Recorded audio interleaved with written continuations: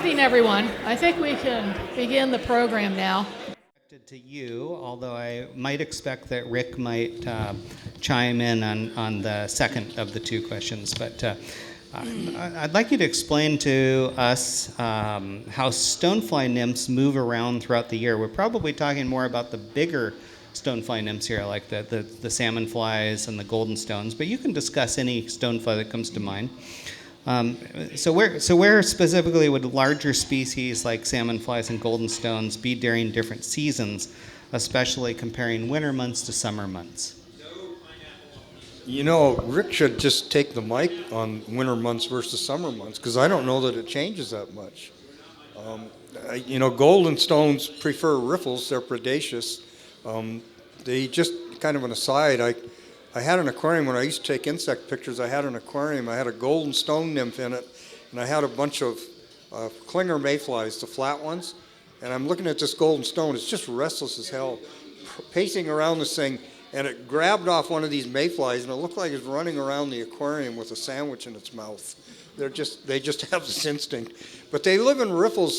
They live in riffles because they're predators, and the distribution of other insects is most dominant in riffles because they have what we call interstitial spaces. The spaces between stones in a riffle are clean, and there's spaces between them, and that's where all the other insects live, and that's where the stonefly, the golden stones, gather to feed on them. And I don't know that they move out of those riffles at different times of year. Do you think? That's a good answer, Dave. You're doing well. Good job. No, they don't. I don't think they do move out of the riffles. Well, then give me the mic. Okay, here, you take it. No, wait a minute. Okay, go ahead. Well, in my opinion, they don't distribute themselves differently in winter and summer, and if somebody else knows something different, tell me. But the golden stones are in the riffles because they're predaceous, and I'm just going to leave it at that. The salmon fly nymphs are herbaceous. They live on, they call them the buffalo of the streams. They live on vegetation, and they're more in runs and riffles where there's vegetation. They don't need to hunt, so they don't need a lot of other insects around, so they don't need to be anywhere except that there needs to be some vegetation for them to feed on. So, and I'm not talking about flowing vegetation, just vegetation growing on rocks. So that's the distribution, and in my opinion, it doesn't change summer and winter that much, but when it does change is when they migrate. Both of those big groups live out in the open water in the big riffles and runs, especially thinking of the Deschutes River. I spent too much time in the war. I'm still jumpy. Anyway, they live in the open stream out here between me and Jeff, and here's the edge of the stream. They migrate to shore to emerge. Both of the groups emerge on shore. They don't emerge in open water like mayflies or like caddis do. So they've got to do this migration, and trout really concentrate on them when they get toward that. And guess what? That's coming right now. I mean, it's probably happening right now. They're migrating at this time. And so start to concentrate your fishing with nymphs toward the shore.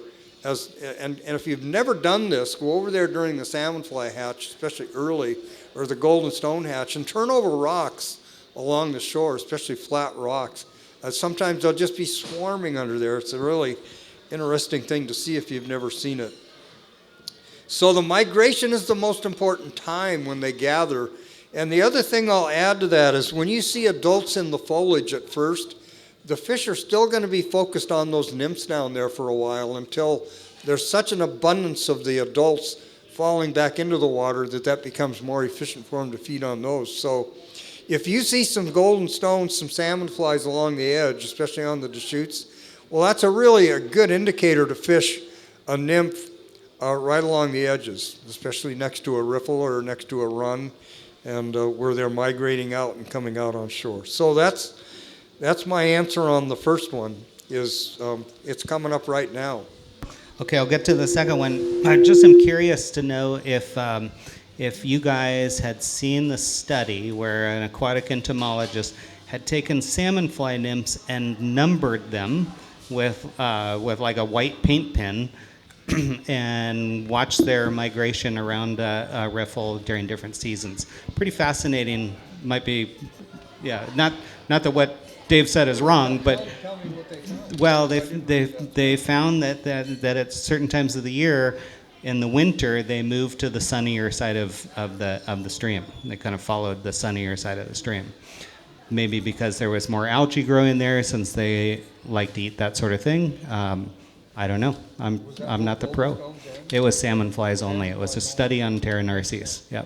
So it was a fascinating study, and I think the guy took like 200 Pteronarces nymphs and actually numbered all of them, and then kind of followed them along in the river throughout different seasons. Yeah, super cool. Yeah, that's bug geek stuff to the highest level.